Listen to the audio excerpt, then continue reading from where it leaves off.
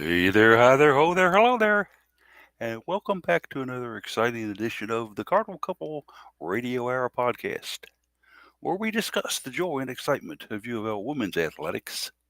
And although there's not a lot going on campus right now, there are some things that we can discuss and talk about that have transpired over the past week, as well as kind of catching up with the guys and doing all that and having some fun. I guess it's never really dead down on the Belknap campus and in other areas, but as far as the major sports that we cover in from fall and spring and back and forth like that, the major ones have kind of pretty much shut down for the year. So we'll certainly look to see what goes on with them when they roll back around. In the meantime, we'll mop up with the rest of the sports that are still active out there. How does that sound? Got a good crew on board today. Daryl not with us. She is out doing some things and could not make it for the show. But got Case in the house, got Jeff in the house, and got Jared in the house. So a solid foursome coming at you here as we explore the joy and excitement of U of L women's athletics. As we like to do, we'll kind of catch up with the guys here real quick before we get into the meat and bones of things. Uh, Jeff was on this morning, came in when I came in, and he was enjoying this weather. Yeah, at multiple levels. It's been interesting. Obviously, we've got just a beautiful day outside. Sunny, spring temperatures is really nice. But also, I've been geeking out. You know me, I'm a geek, right? Geeking out about some of It's the rumored, space yeah. weathers. Yeah, the space weather going on right now, right? All this, like the sun coronal mass ejection and everything uh, has got me really kind of geeking out about that. So neat stuff.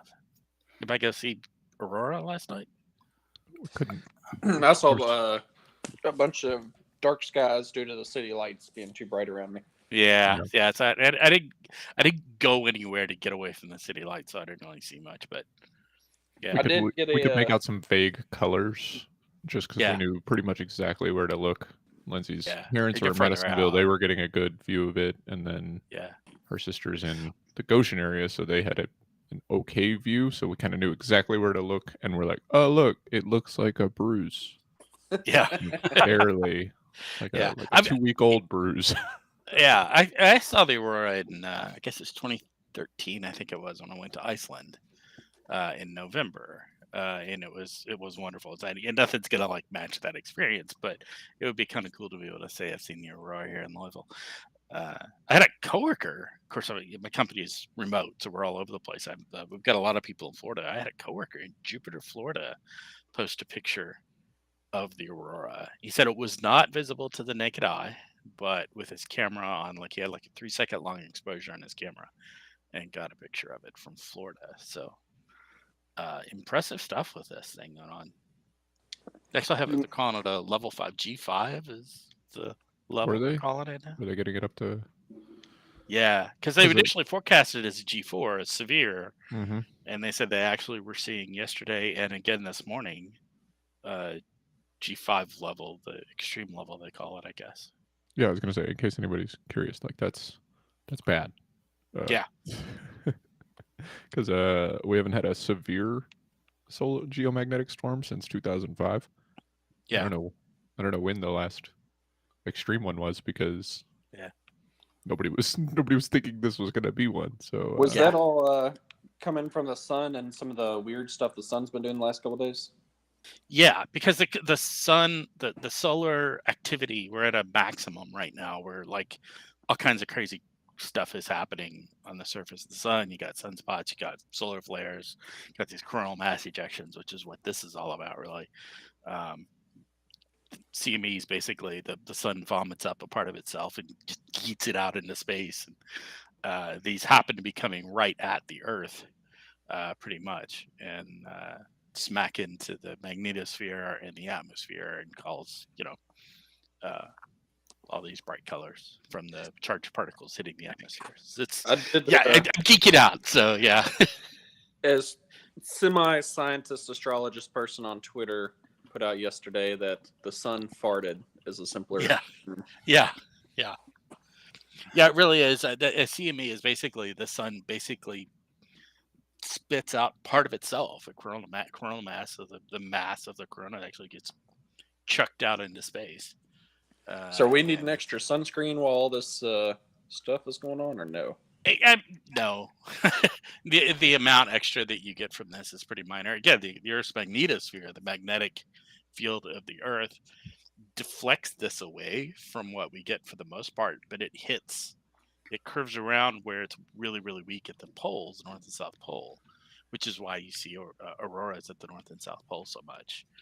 Is because that's where these charged particles can get into the atmosphere, where they can, in the weak spots in the magnetosphere.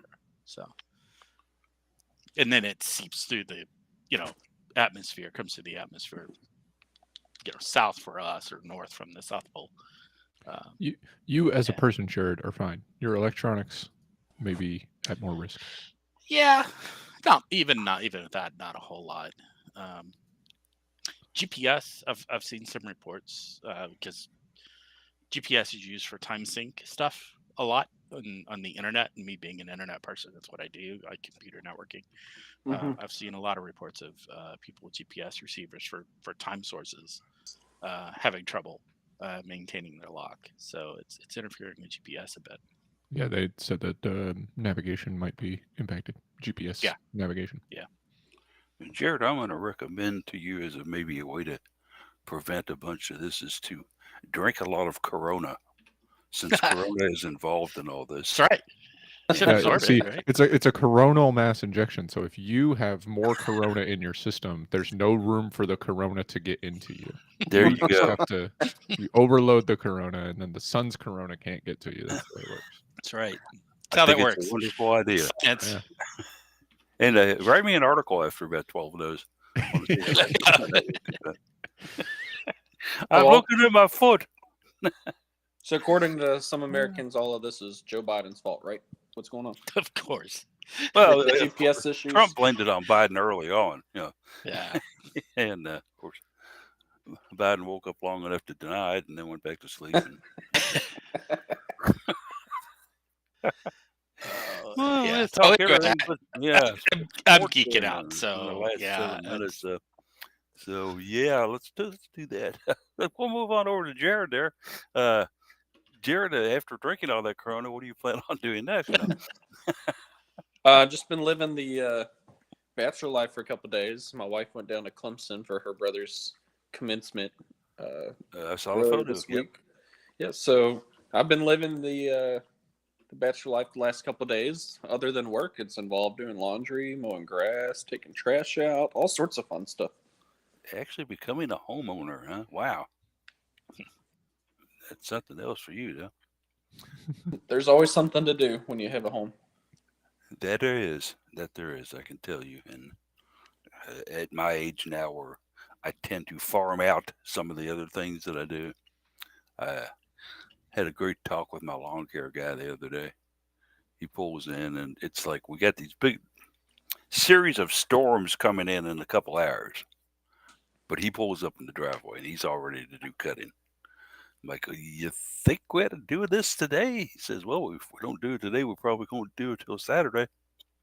Yeah. Was that Tuesday? Because I also ruined my own life by push mowing my yard after it thunderstormed in the middle of the day. I was like, well, the wind blew and the sun was out for the afternoon, so we'll see what happens. And but he's got a crew of 2 guys that help him do stuff. And they can get through my yard, which is a fairly good sized yard front and back, in about a half an hour. And that's cutting, weed whacking, the whole 9 yards, you name it. And they get those big wide decks of the, big cutters mowers that can really a lot of area cut in a really short period of time. And he's been doing it in this area for quite a while, so highly recommended. In fact, he was telling me, he says, the problem is, he says, I'm going to retire in about 10 years. And there's nobody who wants to do what I do anymore. He says, these 2 guys I got are working part-time for me. He says, but as far as taking over my business, he says, they are few and far between out there anymore. They want to actually start up their own lawn care service and do it. So Yeah, liquidate his, sell off his equipment or whatever is, is a possibility. But you certainly are not going to get the full value of the business out of that, I wouldn't think. Well, it's the second thing I'm going to work on, Jeff. First of all, I'm trying to get the county to join the city in trash pickup so I don't have to pay these outrageous sums of money for trash pickup. In the city, I got it free. That was nice.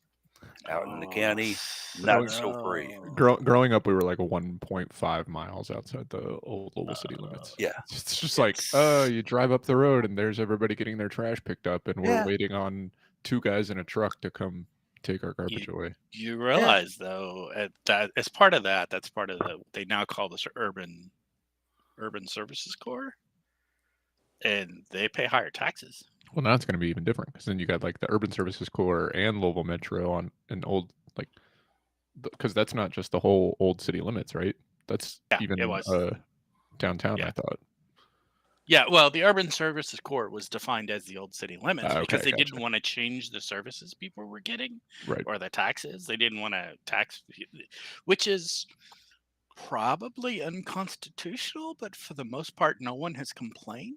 So, because the people out in the county have less taxes, but the people in the Urban Services Corps are getting more services, and they I wouldn't say no one has seem to like it that way. I wouldn't say no one has complained. There's a whole, no one's city taken commission thing happening. So no one's taken it to court yet. So how about that? Jeff's starting the movement. It sounds like. Well, I just find it curious that it has happened that way. It is what it is. I do think it's probably unconstitutional. Probably should be changed in some way. But what else? I'm not complaining either. You mean you don't like when you drive around and then there's the St. Matthews Police Department and the Linden Police Department and the City of Bancroft Police Department and then LMPD and the Jefferson County Sheriff's Department, and then you don't actually know who would. So the different cities are a different issue. This is just I know. Question I live in Louisville one, Metro right? versus yeah. So you're at that area, Case. That's right. What is it? Graymore, Devondale out there. I mean, that's an adjacent city. I live in the city of Crossgate, but we share services with.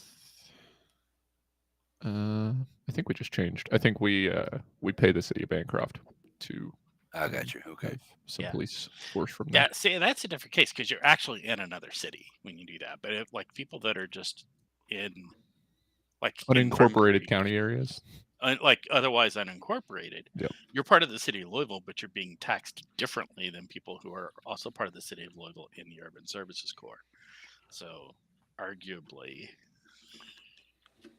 that's unconstitutional. Yeah. Now that we've got all that cleared up. Yeah. I don't know. It's crazy. It's a weird. It's that whole city county merger thing just caused all kinds of weirdness. So. And Jerry Aberson predicted that it would. So there you go. He came in and flat said it. And let's go ahead and move on into scheduling and Twitter, though. We won't have any conflicts there, will we, Mr. Case? Not really. It's pretty thin. With softball wrapping up last weekend, unfortunately not making the ACC tournament, there wasn't a whole lot to look forward to as far as what might happen this weekend. So going on today, baseball continuing their second to last regular season series, taking on North Carolina. The game today is at noon, so that'll get started soon. Track is at the ACC Outdoor Championships, last day of that event. That will get started at 2 p.m. We'll talk a little bit more about that one later on. Women's tennis is listed on the calendar. I still haven't quite figured out why. There is no event. So that's that. They just basically put it on the calendar for all of May, pretty much. They're just out there working hard. Sure, I guess. Is this a case where they're doing like individual stuff, like nobody's active as far as I can tell? No, tennis is done. It's NCAA tournament time, and they just never took it off for UofL. Yeah. Okay. Despite no one being eligible, happens sometimes, I guess. Baseball wraps up their series tomorrow at noon. Then again, baseball on Tuesday, 6 p.m., taking on IU in the last non-conference regular season game. And then they will get started with their final regular season series, hosting Notre Dame at Jim Patterson, starting Thursday at 6, Friday at 6 as well. And Friday, the rowing championships start. Those are hosted in Raleigh. So that will be exciting. And then baseball wraps up their regular season at 1 p.m. on Saturday. And the rowing event is only a 2-day event. So that will also wrap up on Saturday. And then we will be almost, I'm not sure why it's not on here. Oh, there it is. Track and field is the last week. Starts in the second to last week of May for regional championships. But we are just about there for the summer slump. It's happening, as they say. And summer slump, unfortunately, yeah. But in past years, we have done the Cardinal Couple quiz. I don't know if I'm going to reissue that this year or not. Yeah, we haven't done that in a couple of years, I don't think. I think I left off of it last year. Yeah. It's difficult in our remote medium. It was much easier to accomplish when we were all in person. Yeah, it was indeed. It's a very good point there. But we did okay with it, I think, on the couple of years we did try it over the air. It wasn't great, though. I'll wait and see on that. I'm going to kind of see how the things develop as we ride out the rest of spring and go into summer. And I think if we can find enough to talk about each week, and I think if we search the bushes enough, we'll be able to. We'll be okay with it. So we won't have to dive into it, although it can be pretty fun at times. We'll play that by ear and see. So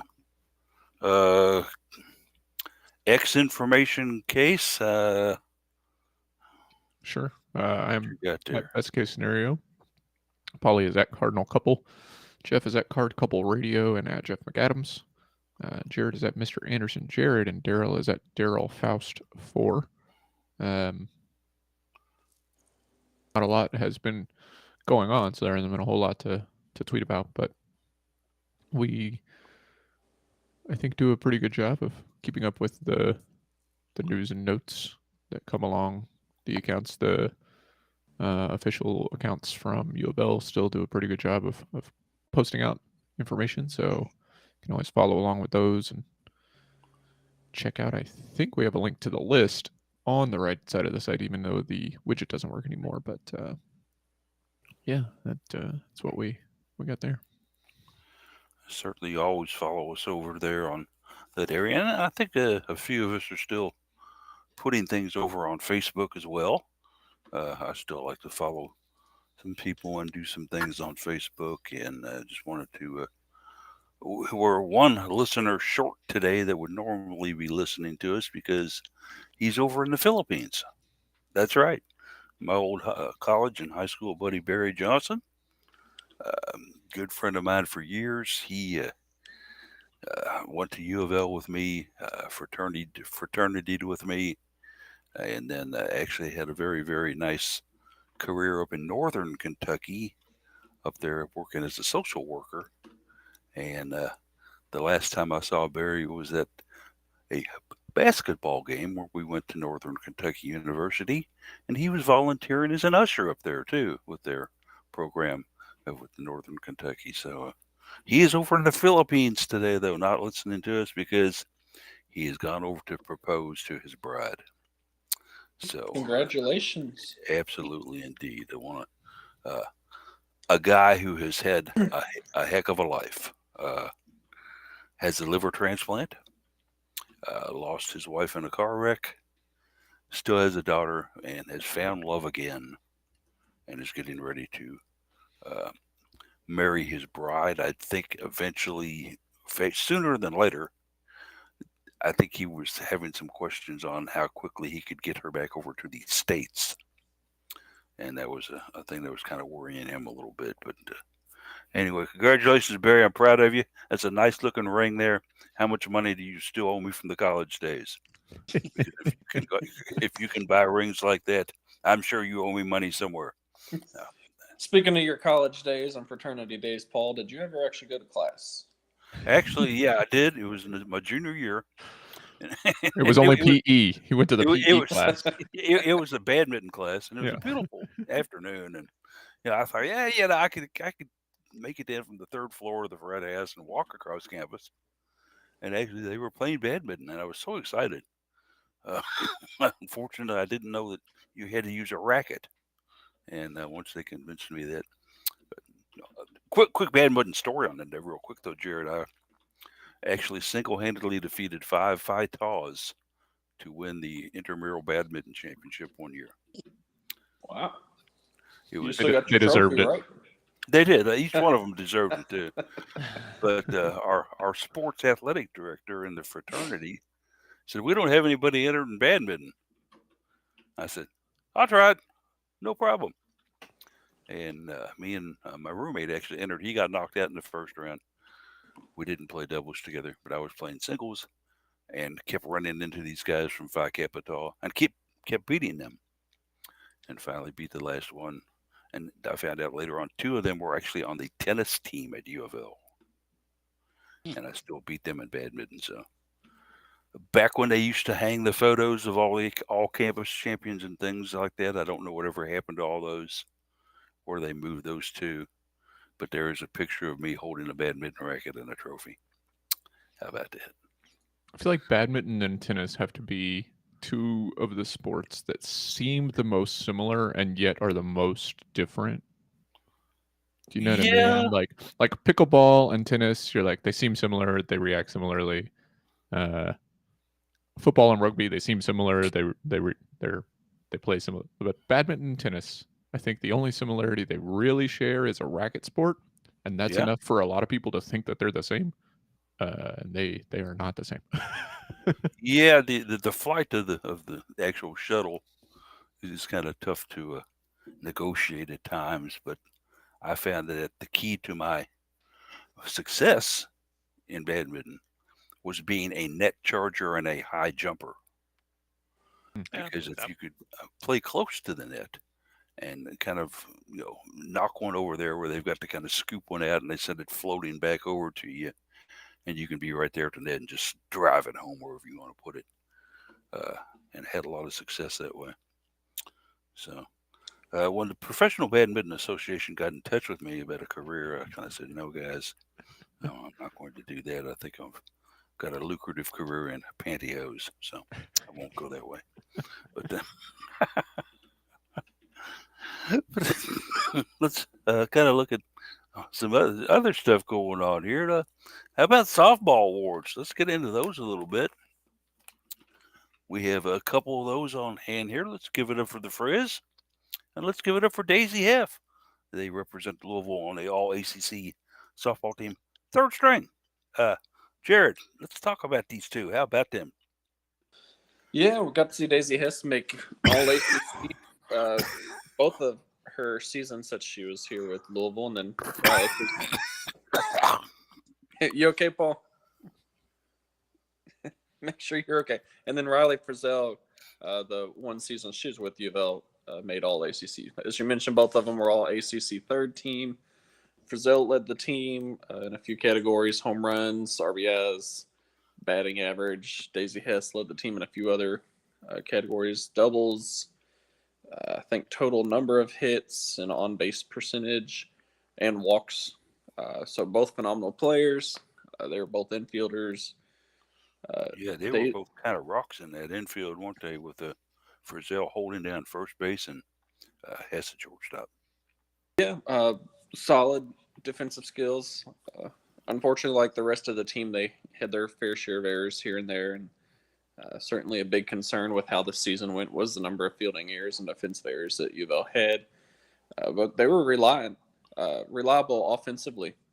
Both players that got on base quite regularly. They each reached base safely in about 85-90% of the games they played this season, which is just a great stat to have.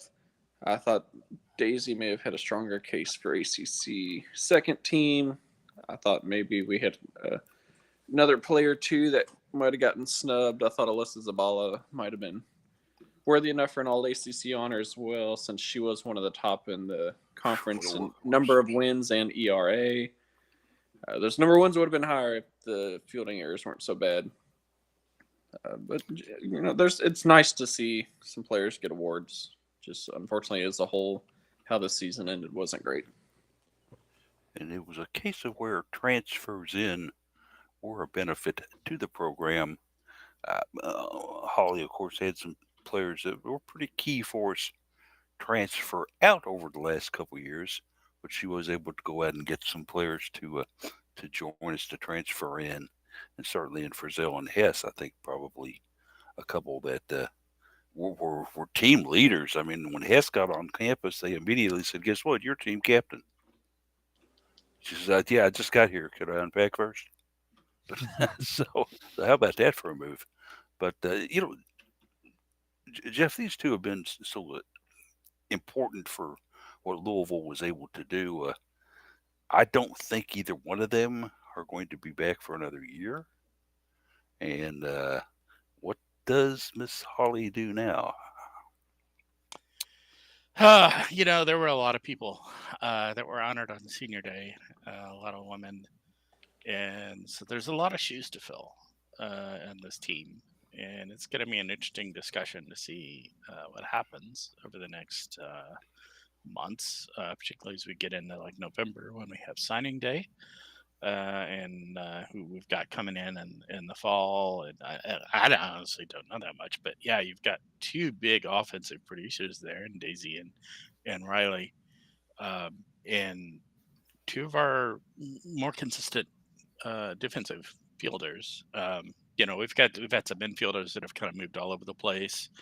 Allie Alexander has played just about every position in the infield so far, among others. But there's do some shuffling around. We'll see who's ready to step up next. But certainly, a lot of shoes to fill beyond these two as well. But these two are obviously some of the biggest, I think.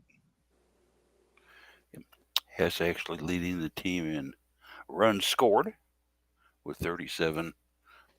Was moved, I guess maybe midway through the season to the leadoff spot in the lineup, and certainly took advantage of that. A 456 on base percentage. That's almost 50% there, kids. That's not bad. Not bad at all when you're a leadoff hitter and you're getting on half the time. I think one of the things that they'll miss about her, obviously, is the way that she was able to get on base and be there for players to knock her around and score runs. But there were times that I saw it, Case, and I'm sure you saw it, and everybody else here saw it as well. We could get these runners in scoring position, but just couldn't quite get them around to touch home plate. Yeah, it was something we saw quite frequently. And we talk about snubs just real quick, pointing out Vanessa Miller, who had a 953 OPS, hit 11 home runs, stole 13 bases on 16 attempts. That's pretty good. So that's a little bit of a head scratcher too when you look at players that were a key part of the offensive drive when they were able to get some offense. Unfortunately, Vanessa Miller struggled with the team maybe not being there when she was at the plate. It goes both ways, where when the Cards would get players on base, they weren't able to bring them in, and when they were able to get home runs, there wasn't anybody on base. Frizzell hit 2 more home runs than Miller. She had 13 to Miller's 11, but she had 10 more RBIs on the season. So definitely a matter of people not being on base at the right time for some of our key offensive players, and part of that comes down to how the lineup was constructed. What you do with the batting order. I think the inconsistency in the batting order was difficult for a lot of players. It was a little confusing at times too, but yeah, it was an interesting season. I think when we look at what Louisville's successes were last year, they had a lot of home runs. They did leave a lot of players on base. It seemed like more of a focus on small ball and getting players around with the construction of the roster and how they started to use the lineup and put people in the order, but ultimately you kind of suffered from the same problems. So definitely tough. I haven't gone back and updated my first inning stats that I did about midseason, but based on how the rest of the season felt, I think that they continued to have a lot of woes in the first, weren't able to recover from some of those, and then in a lot of games, they would do all their damage in the first inning and then let the other team just kind of come back towards the end. So it was not the most ideal season. You definitely don't want to miss the tournament in a sport where almost everyone makes it. So we all had high hopes, I think, after making a regional last year and trying to have a shout at advancing to a super. To not even make the ACC tournament in the year following is pretty tough pill to swallow. Indeed. And Jared and I had actually discussed earlier in the week about the possibility of maybe getting some post-career or post-season exit interviews with both Hess. And I think we wanted to also, if we could, try to get Riley Frizzell in on those as well. How does that work it out, Jared? Are we getting anywhere with that? I need to email Lori on that, see what we can get. Yeah. 'Cause I think it would be interesting to just kind of talk with them and without them not having the pressure of having to worry about what a coach might think about what they said. They're gone. They're done. I don't even know if they're still on campus or not. I think they might be because of obviously classes and stuff. But I think they're both currently at the KFC Yum Center walking across stage. I was going to say they're probably occupied right now. Yeah, it would be great to catch them. Graduation's going on this morning, isn't it? Yeah, Sorry about that. Post diploma. Riley, let's talk about that ground ball that you missed. No, I got my diploma here. Yeah, heck with it.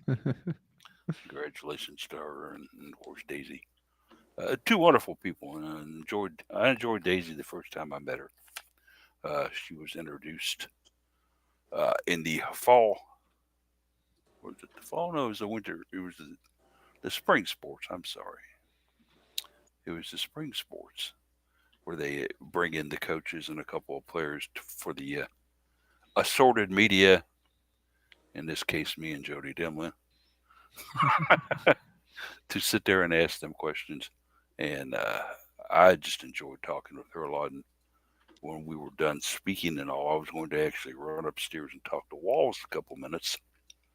And I saw her sitting out there in the lobby of over there in the building. And so I just wanted to start talking to her, and she was as friendly as she could be, and talking about everything. She goes, I'd like to go in there and play basketball a little bit, but this is such a good basketball team, I probably wouldn't have a shot at it. So there you go. Hey, Daisy Hess. We'll miss her quite a bit. Other stuff that's going on, well, we've got an ACC champion. Yes, we do. It's in track and field. And a nice article today on that, as Case told us about somebody who, be careful. If they're throwing stuff at you, you might want to hide. Yeah, don't get in the way of Jaden Ulrich if she's going to throw something. She pulled off the double yesterday, so was a shot put champion for Louisville in ACC gold medalist in the indoor championships yesterday. Like I said, pulled off the double and earned that same gold medal in the outdoor championships. So fantastic there. Was head and shoulders above the competition. I think literally maybe even more than head and shoulders, depending on how tall the competition is, because over 6 foot. Yeah, almost 3 feet further than the next best throw. which with a shot put, in case you're curious, is a lot. So congratulations to her on that. And then she's going to go for a Louisville first today. In that event at 2 p.m., she's going to compete in the discus throw and is working to be the first Louisville player to gold medal in multiple events in the same conference outdoor championships. Pretty good chance to do that as long as she can get a clean throw. She currently has the furthest throw in the country in discus by a pretty wide margin as well. And the next best ACC thrower in discus is 15th. So there's a good chance that she can be the first one to do that. Add to her list of accomplishments, which is growing rapidly since transferring over from IU. And then will be on her way to trying to win Louisville another national championship in track and field. So I think the last would have been Gabby Leon in the pole vault. So that would be exciting there. The rest of the team actually had a pretty good day yesterday as well. Natalie Lark finished second in the pole vault. Ileana. Yeah, I struggled with that last week. Some name that is not familiar to Trianta Fayu, maybe. I'm sure that it's in the pronunciation guide, but yeah, I probably still wouldn't be able to say it correctly. She took fifth in the pole vault, and then Lucy Fellows was fourth in the heptathlon. So those last two, both freshmen, and made it to the second team All ACC. Lark makes the fifth straight year that Louisville has put a pole vaulter on the podium in the outdoor conference championships. So that's exciting. It also put Lark in the top 20 nationally in pole vault, so that will be better for her potential seeding as they look towards the regionals. And then another one that was interesting that I noted in the article, Riley Penn hasn't run in the 800 meter all season. Ran in it in the ACC championships yesterday. In the prelims, put up the second fastest time in school history and did not advance to the finals. So if there's somewhere that UofL should target for improvement as a team and as a program, it sounds like the women's 800 meter could use some historic improvement there. But the team sits in fourth in the country, or in the conference right now. So another potential win in the discus, as well as some other events, could be pretty useful for them to take a good team finish in the ACC as well. And like they say in the 800, it's the second lap it'll get you. And they will, believe me. Having running the old 880 when I was in high school a few times when they could convince me into doing it because I didn't like to go distances. But every once in a while they would, hey, we're two guys short in the 880 today. Sykes, you're running. Like, I don't think so. Oh, okay, I will. That's fine. 880 feet or? Yeah, let's see. There's an 8 on one side of the football field and an 8 on the other side, right? Yeah, it's fine. I can go 10-yard line, a 10-yard line, no problem. No, it's not quite that, sir. But a lot of kudos and a lot of hats off to Corey Martin. Corey Martin, the guy who handles the throws down on the University of Louisville women's and men's track and field coaching staff. An assistant coach doing that. Been here a couple years. Has had some phenomenal success with the throwers.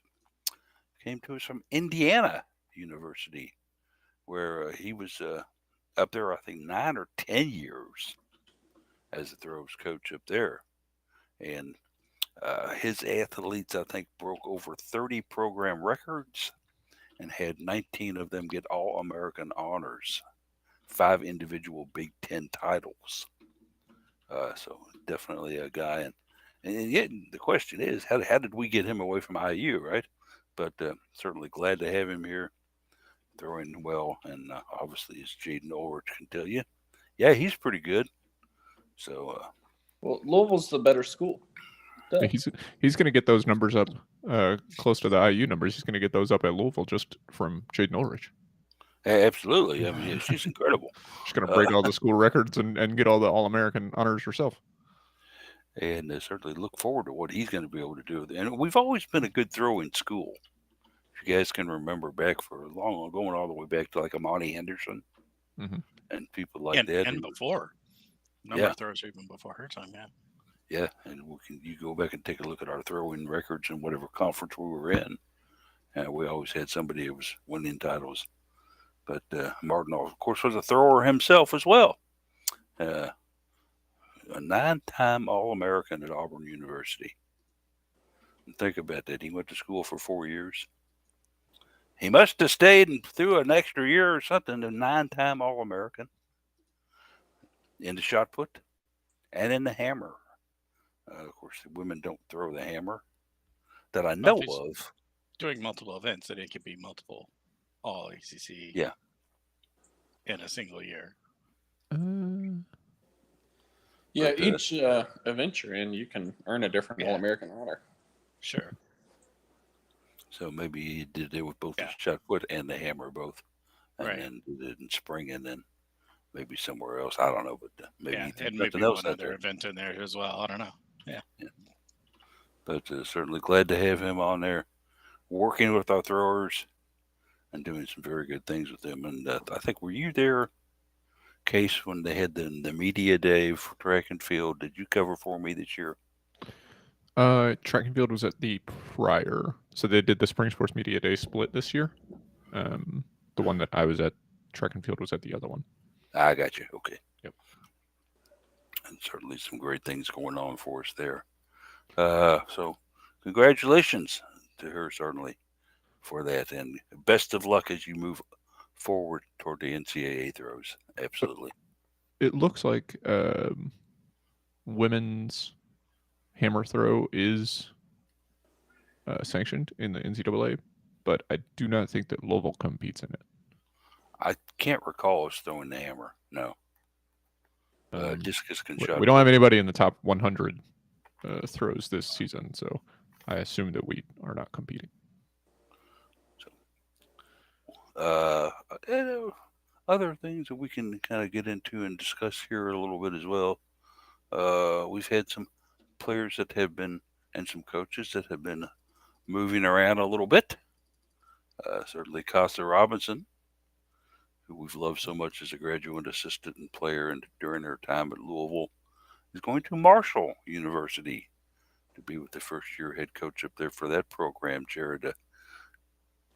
I kind of hate seeing Costa go here, but I guess after 8 years on campus or whatever it was, she eventually can move on. And it's a shame we didn't have an opening here for her on our staff, but she will be going up to Marshall now.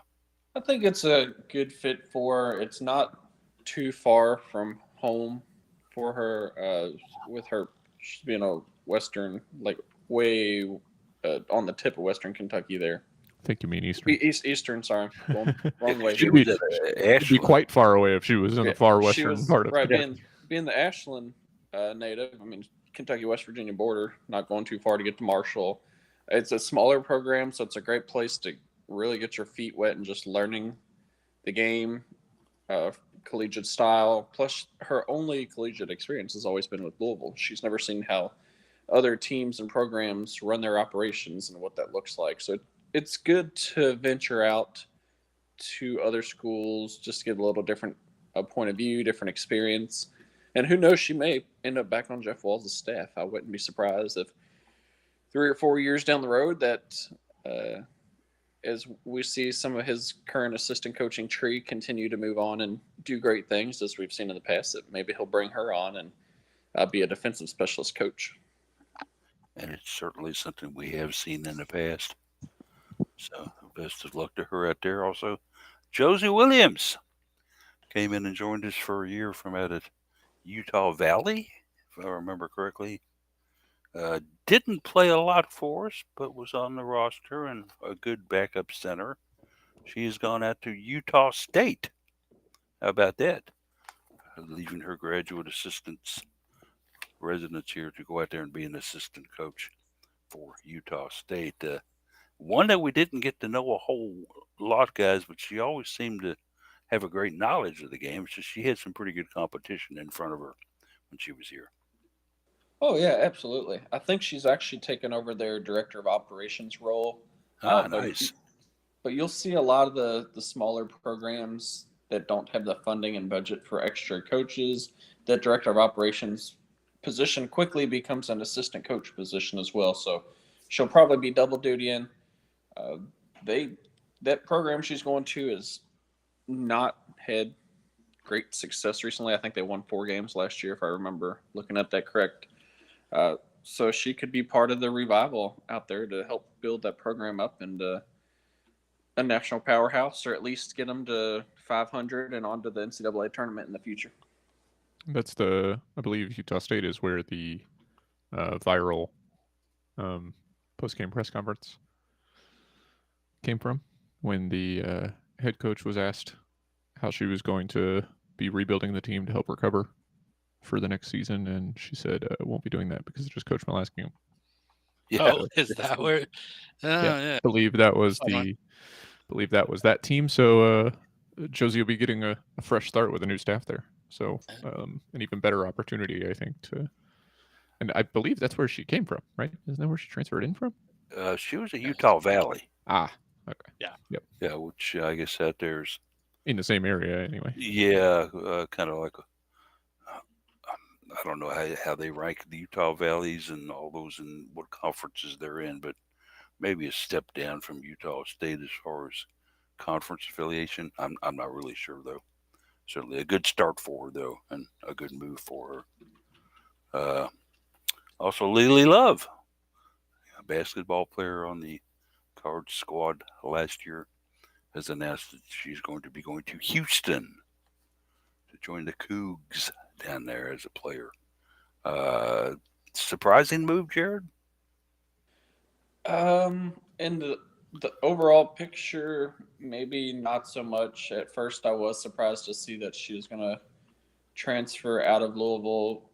But then you look at all of the players that are coming in next season, just a heavily loaded star group of freshmen that are coming in. And I think maybe Lily loves seeing the writing on the wall a little bit that she played a pretty big reserve role this past season. And it's probably going to be the same this upcoming season as well, just with everybody coming in. I thought she showed some promising minutes here and there. Looked good out there at times. Just maybe wasn't up to the speed of the game quite where she needed to be yet.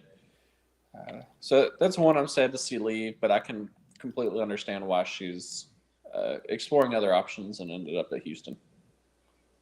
And she was one that we got out of Georgia Tech, do I remember that correctly, Jared? We've had a few from Georgia Tech. We had Liz and E both from Georgia Tech. Right. Maybe she's also a Georgia Tech girl. I thought that we got her out of Georgia Tech. I could be wrong, but seemed like to me she came up and sat out a year, and then was able to play for us the next year. Yeah, so Leah Love was from Georgia Tech. Yeah. So, also, Iko Jones. How about Iko? Not basketball related, although I would imagine she'd be pretty good at that too if she decided she wanted to play it. Yeah. Iko is now, anything she wanted to try. Yeah. Yeah, I mean, yeah, Parcheesi. She would probably be all American, right? But Iko Jones, an interesting situation with her. Jeff kind of enlighten us and fill us in on that a little bit. Yeah, I don't know that there's anything spectacular here. She was here for most of her tenure here at Louisville on a student visa. Of course, she's from Jamaica, right? Which the student visa has very limited opportunities for the ability to earn any money. basically, I think maybe you can be an on-campus employee of some sort doing some sort of on-campus roles, but anything off of campus would be prevented. She was not able to participate in any NIL stuff like that. She got married last year, and she updated her visa to be a different type of visa, whatever you get if you were, married to an American. I don't even And think it's a visa, right? You'd have a green card, green card maybe. by I don't know. marriage. Yeah. I don't know what the legalities here are and what all the different terms are. But in any case, now she can do other things. She can make money in other ways. She could, so as she has graduated, whatever on-campus work she was doing is, I guess she's moving on from to bigger and better things. So we saw notice that she's no longer going to be employed on campus. But I don't think that's any sort of big deal. It's just her moving on with her life at this point, and she's still involved with the volleyball program. Still does a lot of did a lot of practices with them in the spring. Works with the coaching staff a lot. I know she wants to play pro volleyball. She'd like to get involved with the Pro Volleyball Federation. Some of those things. Some of those other organizations love B volleyball is starting in January. Is there's an opportunity there potentially. So yeah, she's moving on to other things, and just stopping her whatever on-campus employment she had, which would have been student work of some sort. I think she's following her wife up to Columbus. Yeah. Okay. So her wife is in Columbus in veterinary school at Ohio State. Hey, I know somebody that goes to vet school there. Yeah. So where Aiko ends up is going to be dependent on a lot of things. Obviously, ending up in Columbus would be wonderful. There is a PVF team in Columbus, the Columbus Fury. So if she could get on there, she's been spotted sitting with their, president or whatever at games and stuff. So, if she could get on with that team, it would be fantastic. It would be a great situation for her to be in the same city with her wife. Tori Dilfer is also playing at Columbus now. So Tori Dilfer Stringer. So would be a reunion there. So that would be really awesome. Does she get on with that team? Does she get on with another team? Maybe what other sort of work does she end up doing? Obviously all of that is work in progress, and what she ends up doing is still obviously then dependent on how a lot of that comes out. But yeah, if she could get to Columbus and get on with the Columbus Fury, that would be chef's kiss sort of situation for her. It seems a little odd that there hasn't been some push by some of the professional organizations that would benefit, or by the NCAA and colleges. Feels like there should be some sort of agreement for the Caribbean island nations. Like, it's not like they have some big robust university system that they could attend instead of coming to the US, right? Like European countries, I understand that's different. Like there's whole other things happening over there, but I don't know. It just seems like there's so many other agreements between the US and the Caribbean island nations that that seems like a weird one to not have some exemptions for. I suspect getting a student visa from there may be easier than getting it from other places, or in things like that, where it may not be anything formalized, but that okay, this is a place we know and is vetted, air quote vetted to some degree, and so it might make the process easier. I don't know. Well, and probably easier to get a student visa because your expectation is that they're not going to then leave. I think a lot of the student visas, they don't want to give people good training that could go to an American student by priority, just for them to up and go back to Norway or whatever, right? And you think they'd make it easier to stay after having the student visa then? Because it's not easy. Well, obviously it worked for Aiko because she got married while she was here. But what are the other options? So I don't know. Certainly excited for her though to be able to do some things and move onward. And I wanted to kind of touch on in our remaining time a little news about our lacrosse squad on campus. Of course, their season is over. They finished 8-11 overall. 3-7 in the very tough ACC conference play. A team that did not make the NCAA tournament, but did actually win a conference tournament game for the first time in history. That was pretty cool. A couple players of note there. Nicole Peroni, number 88. She's great. We loved her. And Kokoro Nakazawa were named to the All ACC squad, guys. Certainly a great honor for Scott Teeter. And in addition to that, Nicole Peroni was named as a USA D1 All-American honorable mention. So huge honor for her in lacrosse there. And they were really two of the major shining stars on this team this year, weren't they? Oh yeah, absolutely. Put up big numbers. Both have been reliable players. Offensively, it felt like they're the ones leading the charge every game. I know Peroni is officially out of eligibility, so we won't see her back. Kokoro Nakazawa does have a year, the COVID season, if she chooses to use it. She posted some pictures online of her in a cap and gown the other day, so I'm not entirely sure if that's her saying that her time is done or not. Maybe I can reach out to Teeter or Kennedy and maybe get some clarification on that part. Yeah, if either one, I'm sure would probably be happy to, if they know. I don't know when the individual players have to decide, but on that. But it was a roster that really did depend on those two quite a bit, and let's hope that, especially in Kokoro's case, with the younger sister still on campus, I would think the pull would have to be there. Gee, I could come back and play another year with my sister, but I don't know, Jared. What do you think on that? I mean, they seem to get along well, off the field with each other and all that. Do you think she's going to take that opportunity to play one more year with the guy? She's had so much success here that you'd really hope that she would. However, I don't know from a cultural standpoint, do they view it acceptable to take that fifth season? Maybe she's going to choose not to utilize it. I know Ivy League did not grant players a fifth year for scholarship purposes. So even if you're a redshirt, Ivy League doesn't really give you a fifth year. They're a little bit stricter, tighter, but they're a more academic based thing. So I don't know. Do scholarships in a lot of sports anyway. They don't do scholarships in a lot of things anyway. Yeah. So I don't know if maybe Kokoro will pursue a master's here. I think that'd be great if so, but I have not heard anything about her plans yet. In addition to her